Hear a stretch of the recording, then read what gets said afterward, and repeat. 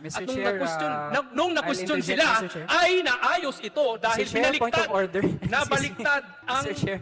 Move Wait, to allow suspend, me to Mr. finish. Chair. Your Move Honor. to suspend, Mr. Chair. Order.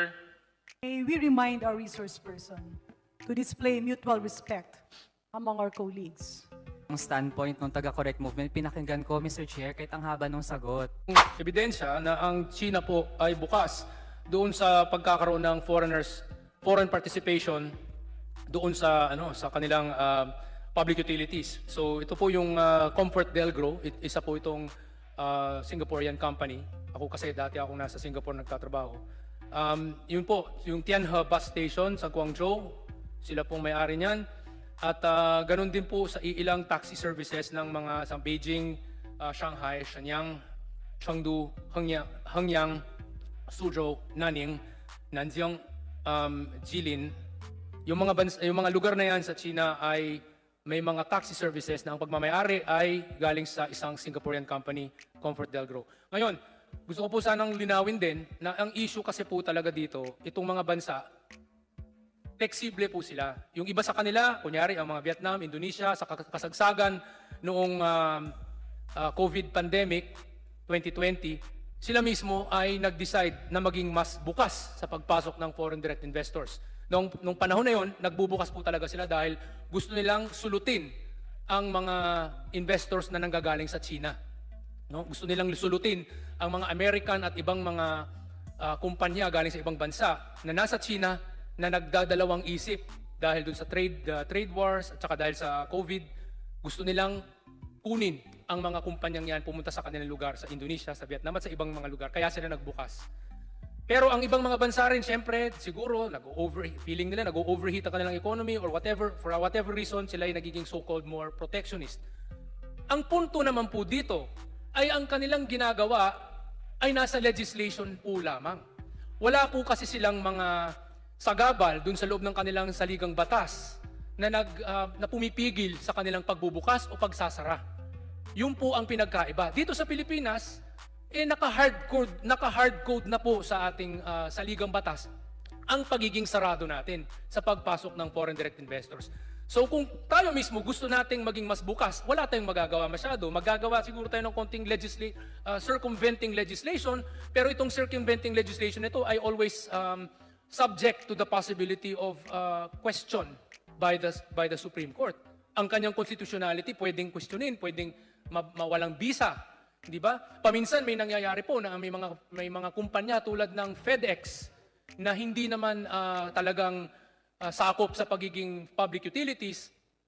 Supposedly, sila ay ordinaryong courier company, pero nagkaroon ng kumpanya na nagreklamo tungkol sa FedEx. Bakit yung kumpanya na yan ay pinahihintulutan na mag-operate sa Pilipinas bilang public utility, American-owned yung company na yan, majority-owned by Americans, ang FedEx.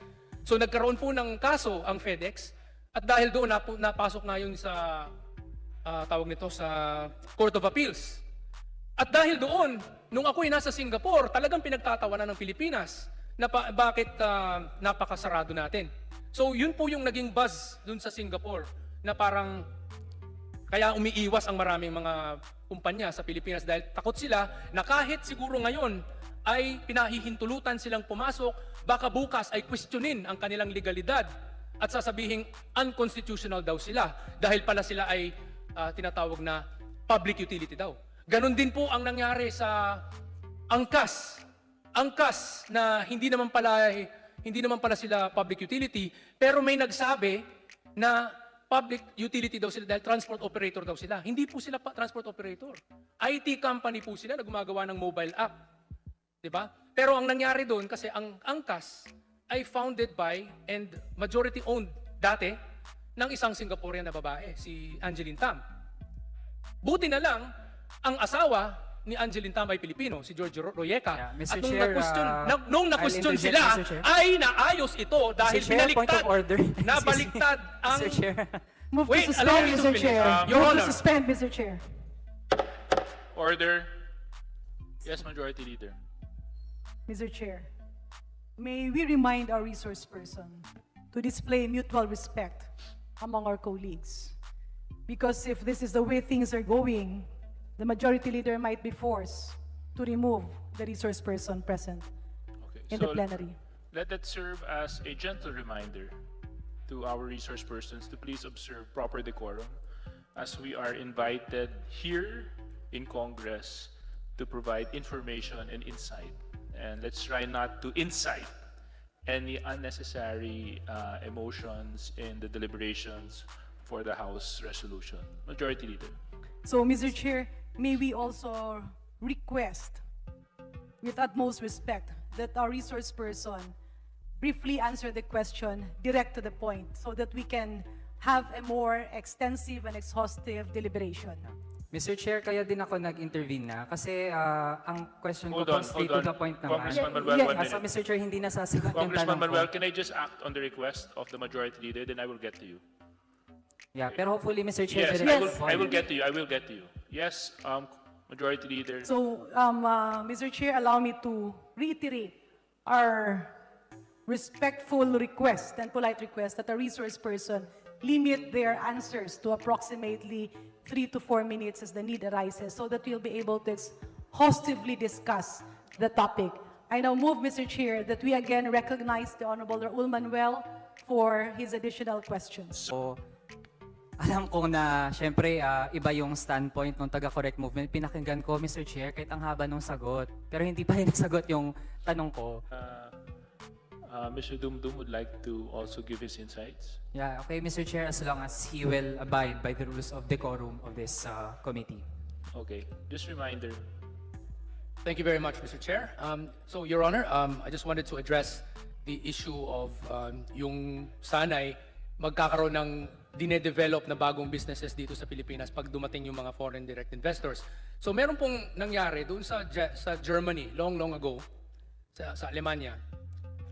Meron pong isang office ng IBM na ito'y American company, ang IBM. At meron silang headquarters na nandun sa Germany. At may mga ilang empleyado doon sa IBM sa Germany na meron silang natutunang bagong teknolohiya, bagong pamaraan ng paggagawa ng software. At doon sila sa loob ng IBM. At later on, naisip nilang gumawa ng sarili nilang kumpanya dahil doon sa mga natutunan nila sa loob ng IBM. Ang kumpanyang ito ay yung SAP. At ngayon po, itong SAP ay isa sa pinakamalaking software companies in the entire world. German company po siya, pero ang mga founders niya ay mga dating empleyado ng isang American company. So isa po itong ehemplo o halimbawa ng paano nagkataon na nakatulong ang isang foreign company, itong IBM, doon sa pagpapalaganap ng industriya doon or itong IT sector doon sa Germany, sa Alemanya. Pwede po yang mangyari dito sa atin at nangyayari po yan sa maraming ibang bansa katulad ng China.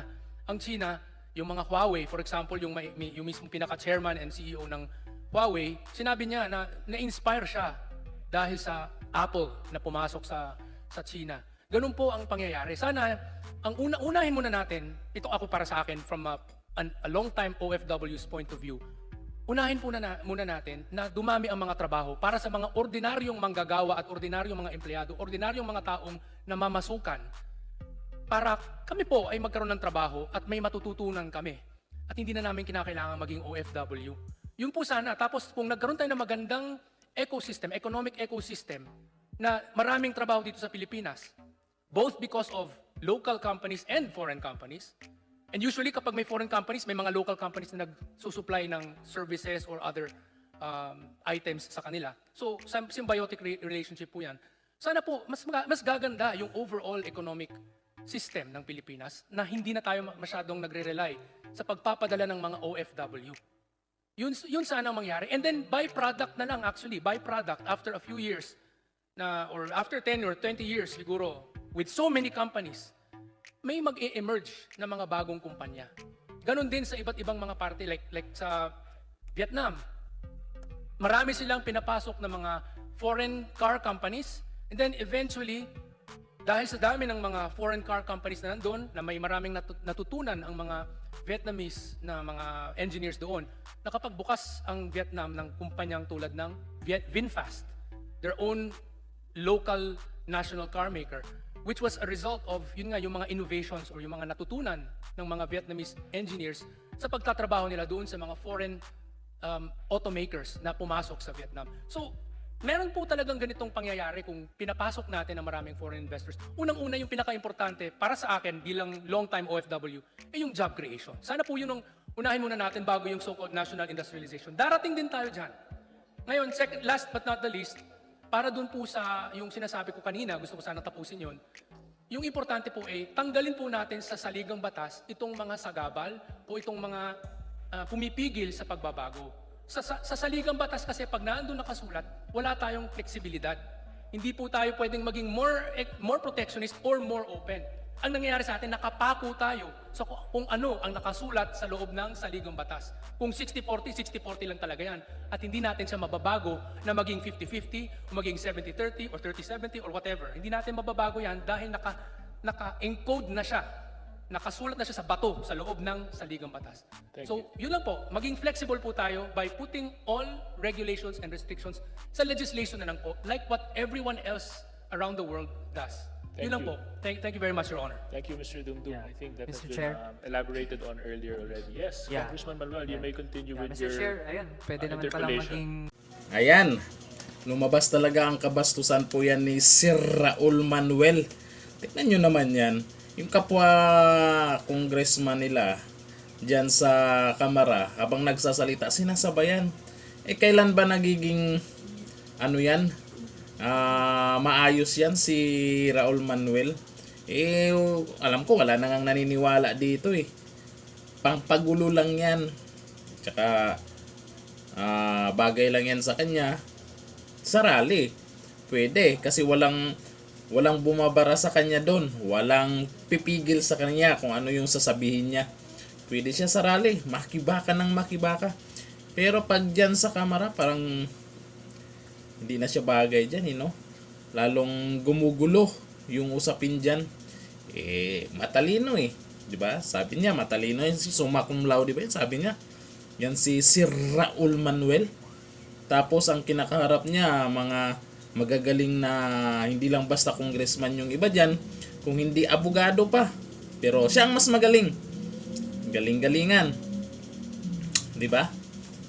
Hanggang dito na lang. Thank you. Bye-bye.